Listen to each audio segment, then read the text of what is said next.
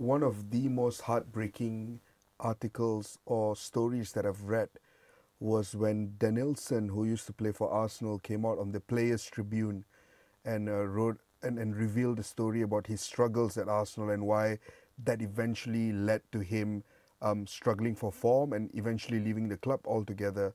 He obviously came to the club as an incredibly talented player, someone that Arsene Wenger really wanted to build and nurture at the club. But he struggled with that loneliness bit. He struggled with the massive cultural differences, the loneliness, coming home after training to your home alone. And I remember reading that and just it was a side of a footballer's life that as fans you never really think of, you never really focus on. You think they're lucky, they think they're privileged. Exactly, yeah? right? Playing in the Premier League, biggest league on the planet, you're probably earning big bucks. It's a glamorous lifestyle. But you never really think about that loneliness. And I'm really fascinated by the points that Jody and Alan, you both have brought up. Jody, from your point of view as someone who's been on the pitch and as someone who's also been behind the scenes now, was there instances where you've seen a foreign player come to your team and really desperately struggled with that part of the game? Loads of times, and we actually used to be made aware of it. We used to hold regular meetings, and even that most of that happened at under 18 level over in the academy. But even when we was at Derby, when we came back to Chelsea, there was not so much at Derby because there wasn't kind of the time or the players coming over from different countries, but we had players on loan that we had to check that were living on their own for the first time, that were on their own. You need to make sure that they're okay. And going back to Chelsea, at the academy, when I was managing staff, it was like every morning you'd have a meeting and go, right, has anyone got anything to, you'd have the medical in there, you'd have the player welfare person, you'd have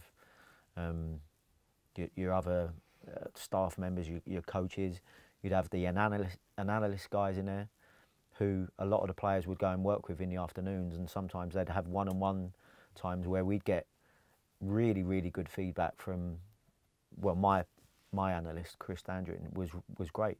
He'd say, just to let you know, in the afternoon, yesterday, so-and-so player mentioned that he's feeling a bit low, he hasn't been home for a certain amount of time, and these instances happened probably too many times for me to, well, definitely too many times for me to remember. And then it was like, okay, what do we do about it?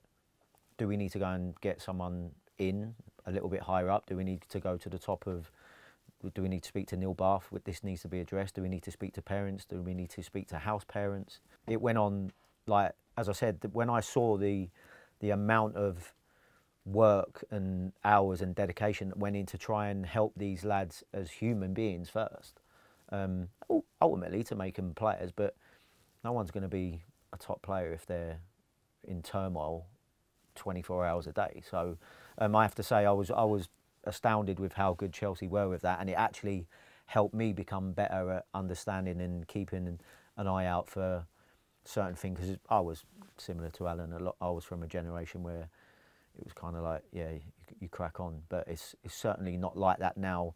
Players can talk and play. You do get mentally tough players now. I've seen it straight up, but they have got a lot more help, and there's more eyes and people that are more sympathetic or have a lot more empathy for players that are just not supposed to get on with it because they're earning a certain amount of I think with the advent of the Premier League, you've got player liaison officers, you've got psychologists that players will go and see and probably share more than they would ever share with a manager, and then you hope that at some stage that will get filtered back to you, you know, so that you can realise that perhaps you do need to do something different with this player and help him out. And you know, players, especially the foreign players, and everyone talks about the foreign players more, even in the academy, because so many foreign players are in the academies now. It is that loneliness. The one time it really struck me was we signed a player whose wife was pregnant, and so he's coming training, and we do everything for him. We give him his breakfast, we give him his lunch, we give him this, we give him that. But who's looking after the wife? Yeah. Who can't get a doctor's appointment, or, you know, she's feeling low, baby, you know, she's morning sickness and all that sort of stuff. And then he's going home to it, and he's had a lovely day. You know, he's trained, he's been fed, he's been this, he's that. And he goes home, and he's got, you know, so The advent of player liaison officers have been magnificent, and their sole job is to make sure not just the player but the family is looked after. Yeah, I guess we got to wrap things up really soon. But just hearing you both talk about this, I'm sure you heard about the Arsenal documentary. One thing that struck me was the perspective of the manager there.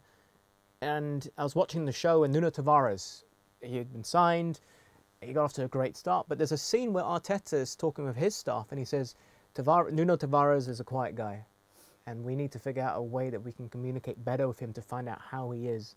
Because right now he's giving like one-word answers.